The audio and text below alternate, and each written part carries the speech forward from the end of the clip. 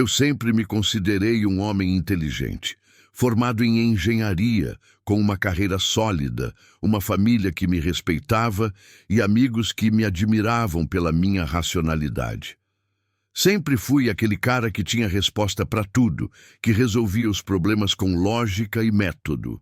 E quando o assunto era religião, eu não apenas desacreditava, eu zombava, eu xingava, eu ofendia deliberadamente qualquer menção a Deus. Minha esposa tentava me levar à igreja nos primeiros anos de casamento, mas eu sempre arrumava uma desculpa. Depois, parei de inventar desculpas e simplesmente disse que achava aquilo uma perda de tempo, que Deus era uma invenção para pessoas fracas, que precisavam de muletas emocionais para enfrentar a realidade. Eu costumava dizer que a ciência explicava tudo, que a fé era para os ignorantes, para aqueles que não conseguiam aceitar que a vida não tinha sentido maior, além do que nós mesmos criávamos. Quando meus filhos eram pequenos e faziam aquelas perguntas inocentes sobre Deus, sobre o céu, sobre anjos, eu sempre desconversava ou explicava de forma científica. Falava sobre evolução, sobre o Big Bang, sobre como o universo funcionava sem precisar de um criador. Minha esposa me olhava com uma tristeza que eu não conseguia compreender na época. Ela era uma mulher de fé, discreta, que orava em silêncio e nunca me confrontava diretamente sobre minhas blasfêmias, porque blasfêmias eram exatamente o que eu fazia. Não era apenas descrença, era desrespeito ativo. Quando algum conhecido falava sobre milagres, sobre orações atendidas, sobre a bondade de Deus, eu revirava os olhos e fazia comentários sarcásticos.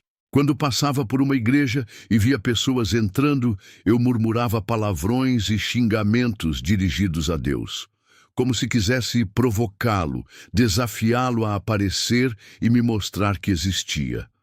Lembro de uma vez, durante um churrasco em família, quando meu cunhado contou sobre como havia orado pedindo um emprego e conseguiu uma vaga na semana seguinte.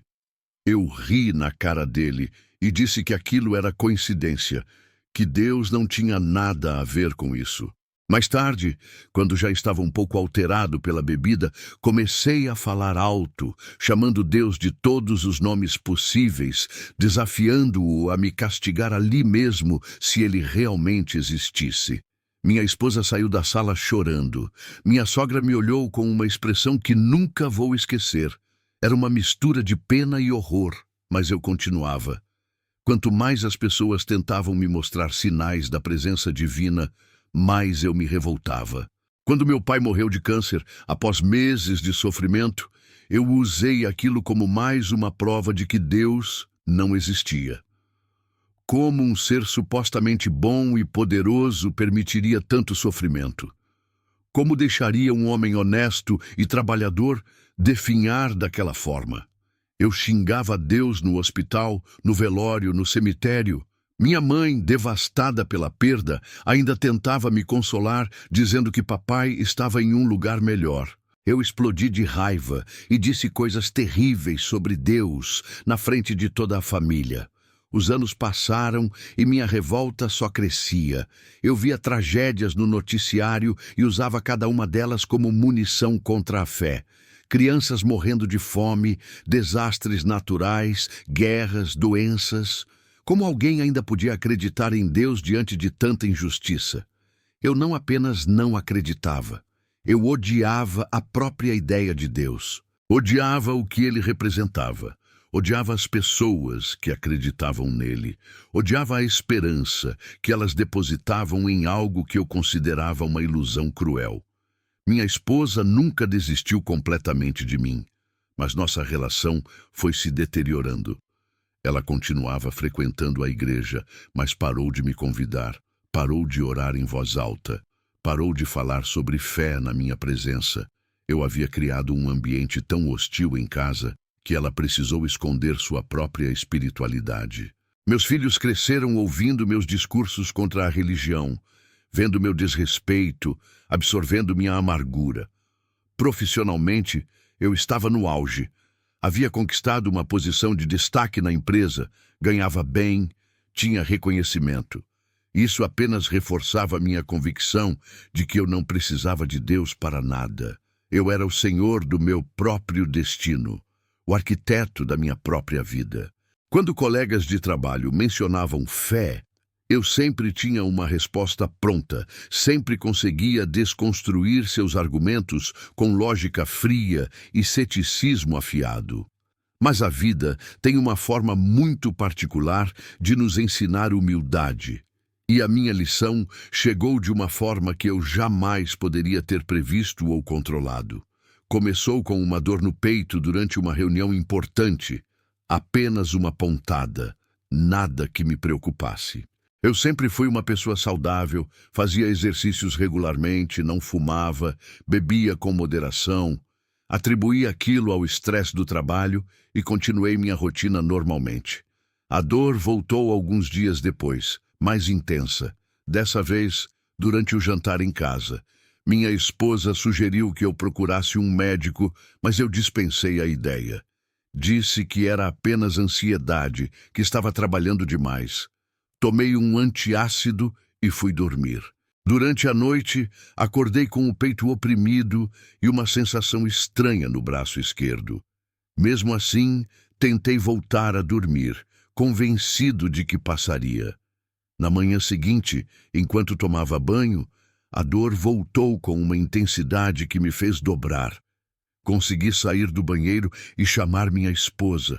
Ela imediatamente quis me levar ao hospital, mas eu ainda resistia. Disse que era exagero, que provavelmente era apenas uma indigestão. Mas quando tentei me vestir para ir trabalhar, minha visão ficou turva e eu quase desmaiei. Foi quando finalmente concordei em ir ao pronto-socorro. O médico que me atendeu foi direto ao ponto depois de ver os resultados dos exames. Eu havia tido um infarto. Não um infarto qualquer, mas um que havia causado danos significativos ao meu coração. Ele explicou que eu precisaria ser internado imediatamente, que meu estado era mais grave do que aparentava. Lembro de ter pensado que aquilo era absurdo, que deve ter havido algum erro. Eu me sentia relativamente bem, apenas com aquela dor no peito. Como podia estar com o coração tão danificado? Minha esposa segurou minha mão enquanto os médicos explicavam os procedimentos que teriam que fazer. Eu via lágrimas em seus olhos, mas ainda assim não conseguia aceitar completamente a gravidade da situação. Fiquei irritado com toda aquela comoção. Queria apenas que me dessem um remédio e me deixassem ir embora. Tinha trabalho a fazer, compromissos a cumprir. Não podia ficar internado por causa de uma dor no peito. Mas então algo aconteceu que me fez entender que minha vida havia mudado para sempre. Durante o primeiro procedimento, meu coração parou. Eu estava consciente quando começou a acontecer. Senti uma escuridão diferente tomando conta de mim. Ouvi os bips dos aparelhos acelerando, depois silenciando. Ouvi vozes alteradas dos médicos, movimentos rápidos ao meu redor. E então, por alguns segundos que pareceram eternos, eu não ouvi mais nada. Quando voltei, estava na UTI. Tubos, fios, máquinas por toda parte. Minha esposa não estava lá. Descobri depois que as visitas eram restritas, apenas algumas horas por dia. Eu estava sozinho, em um ambiente frio e asséptico, completamente dependente de aparelhos para me manter vivo. Pela primeira vez na minha vida adulta, eu não tinha controle sobre absolutamente nada. Os primeiros dias foram um borrão de medicamentos, exames e procedimentos. Eu dormia a maior parte do tempo, mas quando estava acordado, uma angústia profunda tomava conta de mim. Não era apenas medo da morte, embora isso também estivesse presente. Era uma sensação de vazio, de incompletude, como se algo fundamental estivesse faltando. Eu tentava raciocinar, analisar minha situação com a mesma lógica que sempre usei, mas minha mente parecia nublada, confusa. Foi durante uma dessas noites solitárias na UTI que comecei a refletir sobre minha vida de uma forma que nunca havia feito antes. Não tinha visitas, não tinha distrações, não tinha trabalho para ocupar minha mente. Era apenas eu, os aparelhos que me mantinham vivo e um silêncio que parecia ecoar todos os meus pensamentos mais profundos. E foi nesse silêncio que eu comecei a ouvir coisas que havia passado décadas ignorando. Lembrei de todos os momentos em que havia xingado Deus, de todas as vezes que havia zombado da fé das pessoas, de como havia ferido minha esposa com meu desrespeito. Lembrei do olhar de decepção nos olhos dos meus filhos quando eu desqualificava qualquer menção ao sagrado. Lembrei de minha mãe, que mesmo depois de eu ter sido tão cruel durante o funeral do meu pai, continuava orando por mim. Ela me contou isso anos depois, que nunca deixou de pedir a Deus que tocasse meu coração. E ali, naquela cama de hospital, conectado a máquinas que bombeavam vida para dentro de mim, eu comecei a questionar tudo em que sempre acreditei. Não era uma transformação súbita, não foi um momento de revelação cinematográfica, foi algo mais sutil, mais profundo, como se camadas de orgulho e arrogância estivessem sendo lentamente removidas, permitindo que eu enxergasse coisas que sempre estiveram lá, mas que eu me recusava a ver. Comecei a prestar atenção em detalhes que antes passavam despercebidos. A enfermeira que cuidava de mim com uma paciência e carinho que iam além do profissional. O médico que explicava meu estado com uma preocupação genuína, como se eu fosse um membro de sua família. Os funcionários da limpeza que sempre me cumprimentavam com um sorriso, mesmo quando eu respondia com grosseria. Havia uma humanidade naquelas pessoas que eu nunca havia realmente enxergado antes. Uma noite especialmente difícil, quando a dor no peito voltou com força e eu pensei que talvez fosse meu fim, eu fiz algo que nunca havia feito na minha vida adulta. Não foi uma decisão consciente, foi algo que brotou de um lugar profundo dentro de mim, um lugar que eu não sabia que existia. Eu orei. Não foi uma oração elaborada, não foram palavras bonitas ou teológicas, foi apenas um sussurro desesperado. Se você existe, me ajude, por favor. E então, algo aconteceu que mudou tudo para sempre. Não foi uma voz audível, não foi uma aparição, não foi nada que eu pudesse explicar cientificamente. Foi uma presença tão real e tangível quanto a cama em que eu estava deitado, quanto os tubos em meu corpo, quanto a dor no meu peito. Era como se alguém tivesse entrado naquele quarto frio da UTI e se sentado ao meu lado. Não conseguia ver nada, mas sentia uma paz que não fazia sentido algum, considerando minha situação. Era como se uma mão invisível estivesse segurando a minha, acalmando meu coração que disparava de medo. Pela primeira vez em décadas, eu chorei. Não choro de dor física, não choro de frustração ou raiva. Foi um choro profundo, libertador, como se anos de dureza e amargura estivessem sendo lavados para fora de mim. Chorei por todas as vezes que havia ferido minha esposa com meu desrespeito. Chorei por ter privado meus filhos de uma educação espiritual, por ter implantado em suas mentes jovens o mesmo ceticismo cruel que me consumia. Chorei por minha mãe, que havia suportado minhas blasfêmias com paciência e amor incondicionais.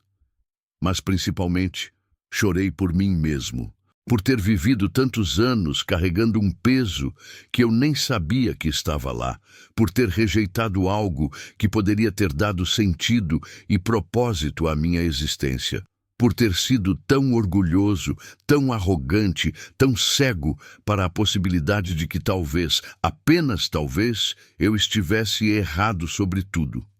Naquela noite, pela primeira vez, eu realmente conversei com Deus. Não foi uma conversa unilateral como minhas antigas provocações e xingamentos. Foi um diálogo real, íntimo, profundo. Eu pedi perdão. Pedi perdão por todas as ofensas, por todos os momentos em que havia usado seu nome em vão, por todas as vezes que havia machucado pessoas que acreditavam nele. Pedi perdão por ter sido tão cego, tão teimoso, tão resistente ao amor que havia estado disponível para mim o tempo todo. E então aconteceu algo que me surpreendeu completamente. Eu senti perdão. Não como um conceito abstrato, não como uma ideia teológica, mas como uma experiência real e transformadora. Era como se alguém tivesse apagado anos de culpa, de amargura, de raiva. Como se eu tivesse sido lavado por dentro, renovado de uma forma que não conseguia explicar nem compreender totalmente. Nos dias seguintes, minha recuperação tomou um rumo que surpreendeu os médicos. Meu coração, que havia sofrido danos significativos, começou a responder melhor do que esperado. Minha pressão se estabilizou. Minha respiração ficou mais fácil. Minha disposição voltou gradualmente. Os médicos atribuíram isso aos medicamentos e aos procedimentos, mas eu sabia que havia algo mais acontecendo. Comecei a ver tudo de forma diferente.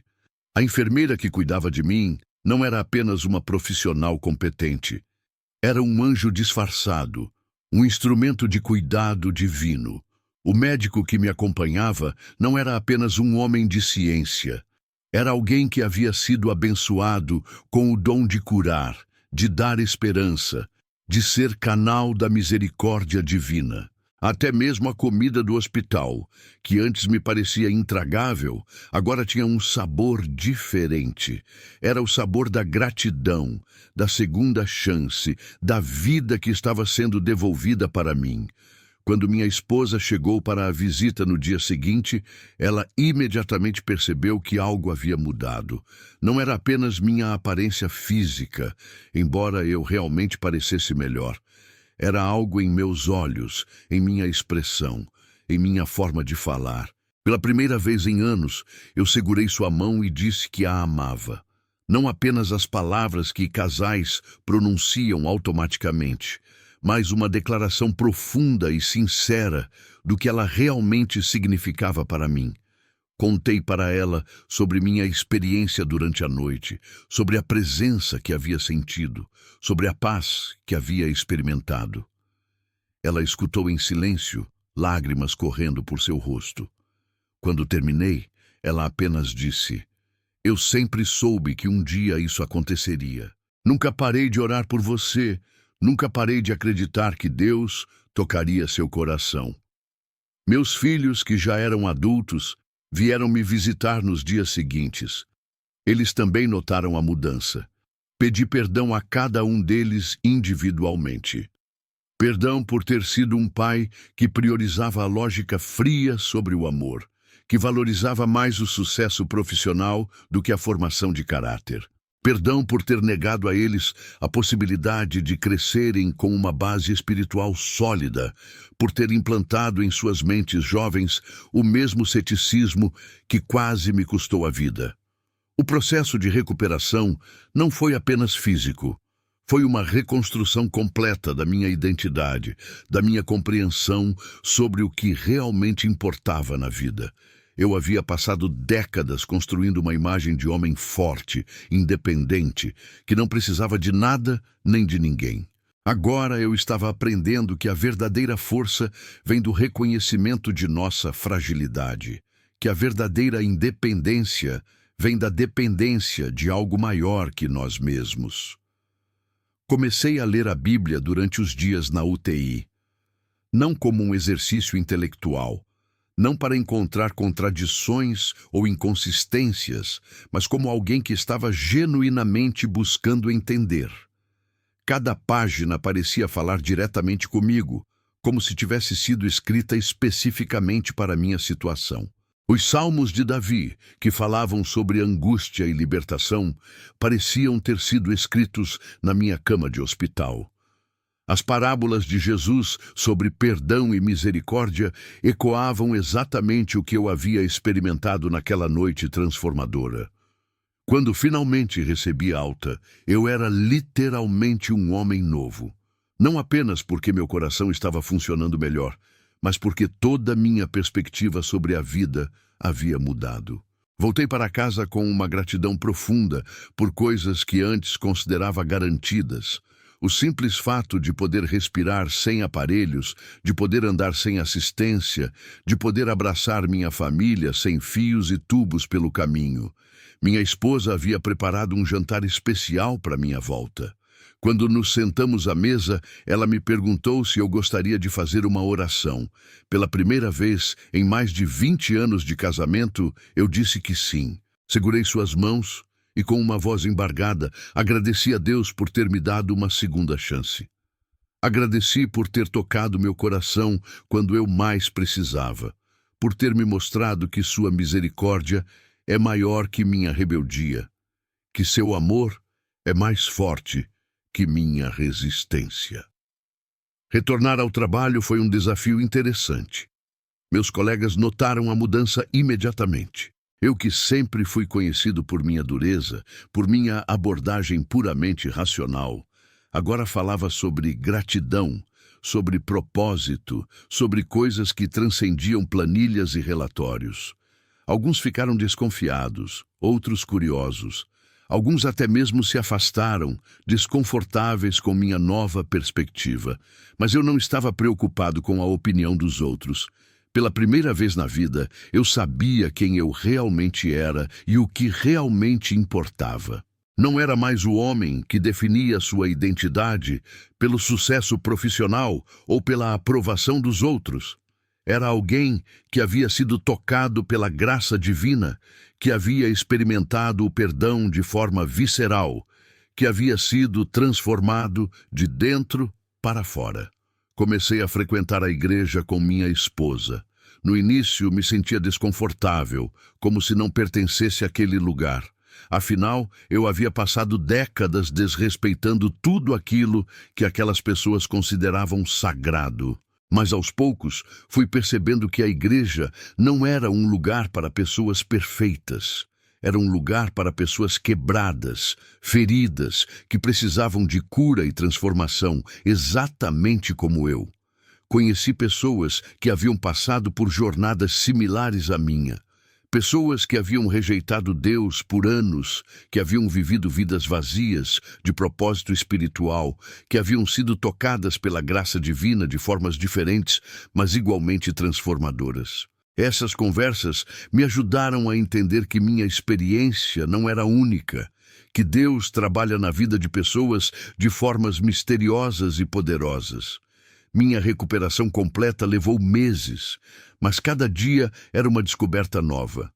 Descobri que oração não era apenas pedir coisas a Deus, mas era uma forma de comunhão, de conectar-se com algo transcendente, de encontrar paz e direção em meio ao caos da vida. Descobri que a fé não era uma muleta para os fracos, mas uma fonte de força para enfrentar os desafios da existência com esperança e propósito. Comecei a compartilhar minha história com outras pessoas, não como um pregador ou evangelista, mas como alguém que havia experimentado uma transformação real e queria que outros soubessem que nunca é tarde demais para mudar. Falei com amigos céticos, com colegas de trabalho, com familiares que haviam desistido da fé. Alguns me ouviram com interesse, outros com desconfiança, mas todos puderam ver que algo fundamental havia mudado em mim.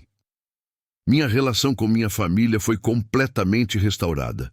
Meus filhos, que haviam crescido ouvindo meus discursos contra a religião, agora me viam como um pai diferente, um pai que reconhecia suas limitações, que pedia perdão quando errava, que valorizava o caráter acima do sucesso, que acreditava em algo maior que si mesmo.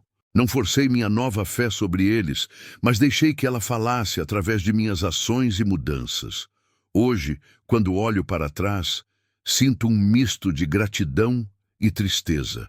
Gratidão pela transformação que experimentei, pelo fato de ter sido alcançado pela graça divina quando menos merecia.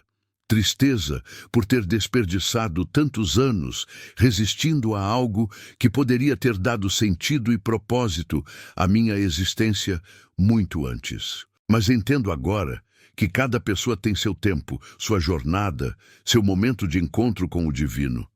Minha experiência na UTI não foi apenas sobre cura física.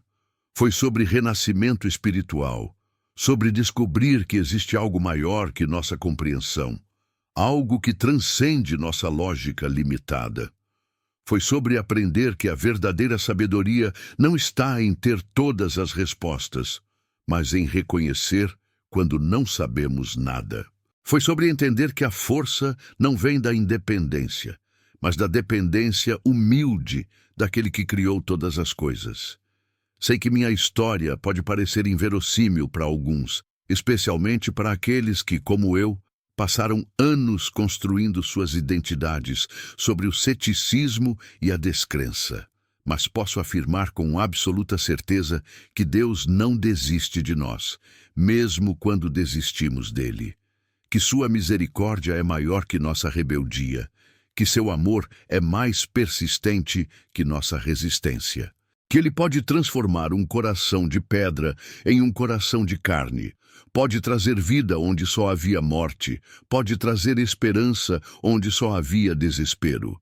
Minha experiência na UTI me ensinou que somos todos mais frágeis do que gostaríamos de admitir, mais dependentes do que nossa arrogância nos permite reconhecer. Mas também me ensinou que existe uma força maior que nossas limitações, um amor maior que nossas falhas, uma misericórdia maior que nossos erros, e que nunca é tarde demais para começar de novo, para ser transformado, para encontrar propósito e significado em meio ao caos da existência humana. Hoje, quando ouço alguém xingando Deus, quando vejo pessoas rejeitando a fé com a mesma arrogância que eu tinha, não sinto raiva ou julgamento, sinto compaixão, porque sei que elas estão perdendo algo precioso, algo que pode dar sentido e propósito à vida. Mas também sei que Deus é paciente, que Ele espera o momento certo, que Ele tem formas de alcançar cada coração, mesmo os mais endurecidos. Às vezes, como no meu caso, Ele precisa nos levar até uma cama de hospital, até o limite entre a vida e a morte, para que finalmente estejamos prontos para ouvi-lo.